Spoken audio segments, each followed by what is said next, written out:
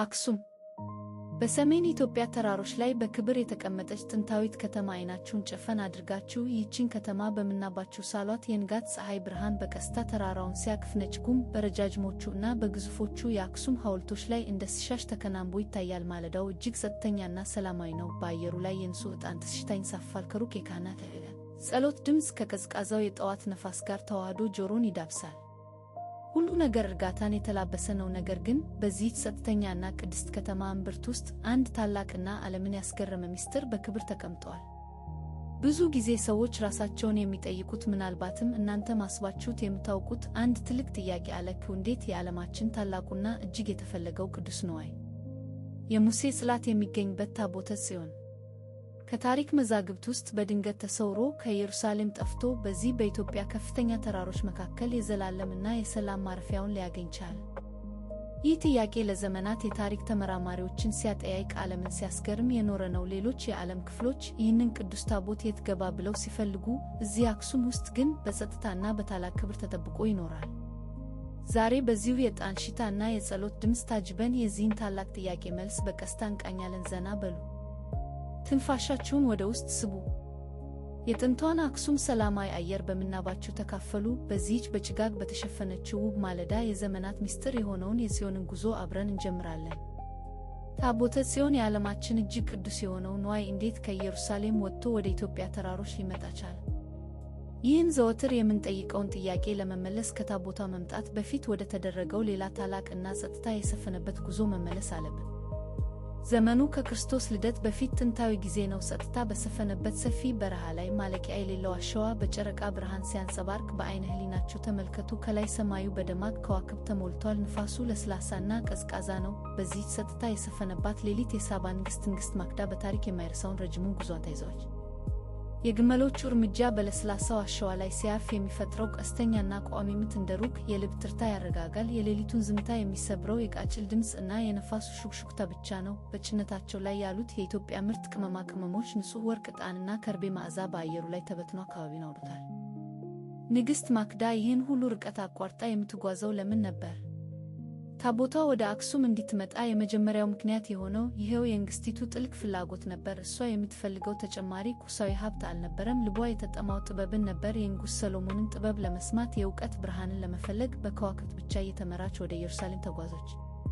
ይህ የረጋ በጸጥታ የተሞላ ጉዞ በሁለቱ ታላላቅ መሪዎች መካከል ጥልቅ ትስስርን ፈጠረ። በበረሃው ላይ የተጀመረው የጥበብ ፍለጋ ከዓመታት በኋላ የዓለምን ታሪክ የሚቀይር ክስተት አስገኘ። ታቦተ ጽዮን እንዴት ወደ እኛ መጣች ለሚለው ጥያቄ የመጀመሪያው መልስ ያለው በዚህች ንግሥት የልብ ትርታ እና የጥበብ ፍቅር ውስጥ ነው። ምክንያቱም ያ በከዋክብት የታጀበ የንግሥት ማክዳ ጉዞ ባይኖር ኖሮ ያቺ ቅድስት ታቦት ወደ አፍሪካ ምድር ለመምጣት መንገድ አይከፍላትም ነበር።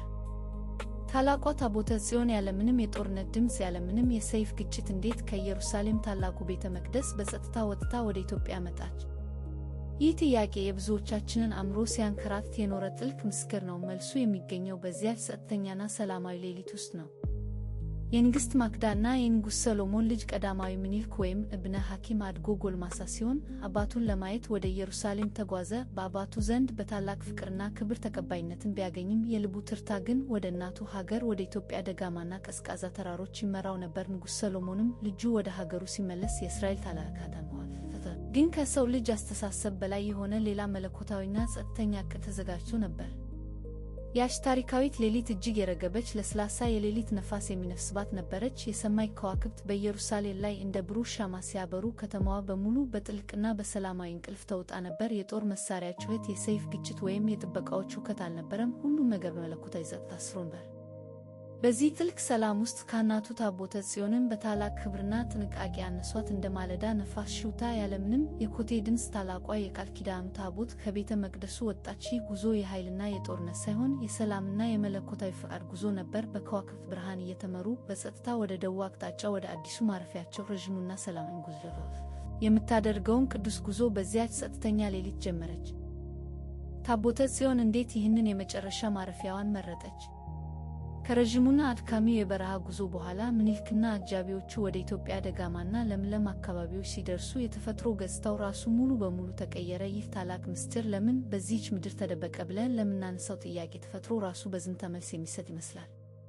ተፈጥሮ ራሱ የተቀደሰችውን ታቦት ለመቀበል በክብር የተዘጋጀ ይመስል ነበር። አየሩ እጅግ ቀዝቃዛና ልብን የሚያረጋጋ ነው። በለምለሙና በአረንጓዴው ተራራማ መልክዓ ምድር ላይ ነጭ ጉም እንደ መጋረጃ ተዘርግቶ አካባቢውን አልብሶታል። ቀስ ብሎ የሚወርደው የደጋው ካፊያ እንደ ሰማይ በረከት ሆኖ ምድሪቱን ያረጥባል። የሚልክና የተከታዮቹ የእግር ኮቴ በረጠበን ድካም ሁሉ እንደ ጉም በኖ ጠፋ። የአየሩ ጠረን በራሱ ልዩ ነው። የጤዛ የእጽዋትና የንጹህ አፈር ጠረን ከነፋሱ ጋር ተቀላቅሎ ይነፍሳል። በዚህ ጸጥታ በነገሰበት የተራራ ጫፍ ላይ ጊዜው የቆመ ይመስላል። የተራራው ነፋስ በዛፎቹ ቅጠሎች መካከል ሲያልፍ ለፈጣሪ ምስጋና የሚያቀርብ ለስላሳ ዝማሬ ይሰማል። ታቦተ ጽዮን ወደዚች ምድር ስትገባ ታላቅ ሰላምና እርጋታ በይከተል። ይህ ስፍራ በደመና ውስጥ የተደበቀ ጸጥታ የሰፈነበትና የተጠበቀ ቅዱስ ማረፊያ ነው። ተራሮቹ እንደ ጠባቂ ወታደሮች ዙሪያውን ከበው ይህንን ቅዱስ ርስት በክብር አቀፉት። ይህ የተራራ ላይ ማረፊያ ከዓለም ጫጫታ የተለየ የሰማይና የምድር መገናኛ ድልድይ ሆነ። ታቦቷም በደመና በተሸፈኑት በእነዚህ የኢትዮጵያ ተራሮች ውስጥ ዘላለማዊ ሰላም ነበር። ያነሳነው ዋና ጥያቄ ይህ ነበር። ይህ ሁሉ ዘመን አልፎ ያ ታላቅና ቅዱስ የቃል ኪዳን ታቦት ዛሬ የት ይገኛል? ማንስ ዘወትር በቅርበት ይጠብቀዋል? መልሱ የሚገኘው በሰሜን ኢትዮጵያ በታሪካዊቷ አክሱም ከተማ ልብ ውስጥ ነው። ከብዙ ሺህ ዓመታት ረጅም ጉዞ በኋላ የቃል ኪዳኑ ታቦት የመጨረሻው ማረፊያ ግዙፍና አስፈሪ ምሽግ ሳይሆን ርዕሰ አድባራት ወገዳማት አክሱም ጽዮን ማርያም ቤተክርስቲያን ግቢ ውስጥ የምትገኝ አንዲት አነስተኛ ጸጥተኛ የሰው ቤት ናት። ይህች የጽላት ማረፊያ በጥንታውያን ዛፎች ጥላ ስር ተከባ በማለዳ ጠል ረጥባ ዘወትር በሚያውደው የዕጣን መዓዛ ተሞልታ ትገኛለች። እዚህ ስፍራ ላይ የዓለም ጫጫታና ግርግር ሙሉ በሙሉ ይቆማል። ፍጹም የሆነ ሰላምና ጥልቅ እርጋታ ብቻ ይነግሳል። ታዲያ ይህንን የሺህ ዓመታት ቅዱስ ምስጢር በቅርበት የሚጠብቀው ማን ነው? መልሱ እጅግ አስገራሚና ልብን የሚያረጋጋ ነው። ይህን ታላቅ አደራ የተቀበለው አንድ መነኩሴ ብቻ ነው፣ ብቸኛው የጽላት ጠባቂ። ይህ መንፈሳዊ አባት ለዚህ ታላቅ ኃላፊነት በእግዚአብሔር ፈቃድ ሲመረጥ ቀሪ የሕይወት ዘመኑን ሙሉ ከዚህች ቅድስት ስፍራ አጥር ግቢ ፈጽሞ ሳይወጣ ለመኖር ጽኑ ቃል ይገባል። ሕይወቱ ከውጭው ዓለም የተለየ ማብቂያ በሌለው ጸሎት፣ በማጠንትና በመንፈሳዊ ብቸኝነት የተሞላ ነው። በሌሊቱ ጸጥታ ከዋክብት በአክሱም ሰማይ ላይ ደምቀው ሲያበሩ፣ እርሱ ብቻውን በታቦት ፊት ተሸክሞ በሚሊዮኖች የሚቆጠሩ ኢትዮጵያውያንን ጸሎትና እምነት ወክሎ ያለምንም መቋረጥ ከፈጣሪው ጋር ይነጋገራል። የመጀመሪያው ጥያቄያችን መልስ በዚህ ጸጥተኛ አባት የዕለት ተዕለት ሕይወት ውስጥ በግልጽ ተገልጧል። ቅዱሱ ታቦት በብዙ ሺህ ወታደሮች ወይም በዘመናዊ የጦር መሳሪያ ሳይሆን በአንድ ትሑት አባት ጸሎት፣ ፍቅርና ጥልቅ እምነት ነው የሚጠበቀው። የዕጣኑ ጢስ በቀስታ ወደ ሰማይ ሲወጣ የዚህ ብቸኛ ጠባቂ ሹክሹክታና የጸሎት ድምፅ ከነፋሱ ጋር ተቀላቅሎ ይሰማል። ረቂቅ የአክሱም ጸጥታ እምነት ለዘመናት እንዴት በክብር እንደተጠበቀ የሚያሳይ ውብና ሕያው ምስክር ነው። በመጀመሪያ ያነሳነው አንድ ትልቅ ጥያቄ ነበር። ዓለም ሁሉ የሚመኛትን ታላላቅ ነገሥታትና ተመራማሪዎች የፈለጓትን ታቦተ ጽዮንን ለምን ማንም ሊያት አልቻለም? ለምንስ በዚህ ጥንታዊት ከተማ ከዓለም እይታ ተሰወረች?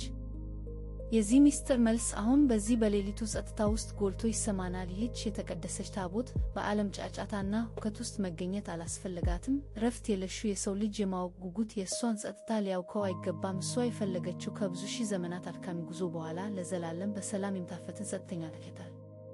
አሁን በአክሱም ሰማይ ላይ ከዋክብት እንደ ጥንቱ ዘመን በዝምታ ያበራሉ። የሌሊቱ ቀዝቃዛና ንጹሕ አየር የቅድስት ማርያም ጽዮንን ቤተክርስቲያን ጉልላት በእርጋታ ይዳብሳል። ከተማዋ በሙሉ ጥልቅ በሆነ ሰላም ውስጥ ተውጣለች። ያ ብቸኛ ጠባቂም በጸሎት ትጋቱ ታቦቷን እያጀበ በመንፈሳዊ እርጋታ ውስጥ ሆኖ ሌሊቱን ያሳልፋል። ታቦተ ጽዮን ማንም ሳይረብሻ ከዘመናት ወዲያ በፈት ልክ እንደዚህችው የተቀደሰች ታቦት እናንተም አሁን የቀኑን ድካም፣ የዓለምን ጫጫታና የሐሳብን ውጣ ውረድ ወደ ጎን ትታችሁ በሰላም የምታርፉበት ሰዓት ላይ ደርሳችኋል። አእምሮአችሁ ይረጋ፣ ልባችሁ በሰላም ይሙላ። በታሪክና በምስጢር የተሞላው ይህ ምሽት ለነፍሳችሁ ጥልቅ ረፍትን ያምጣ።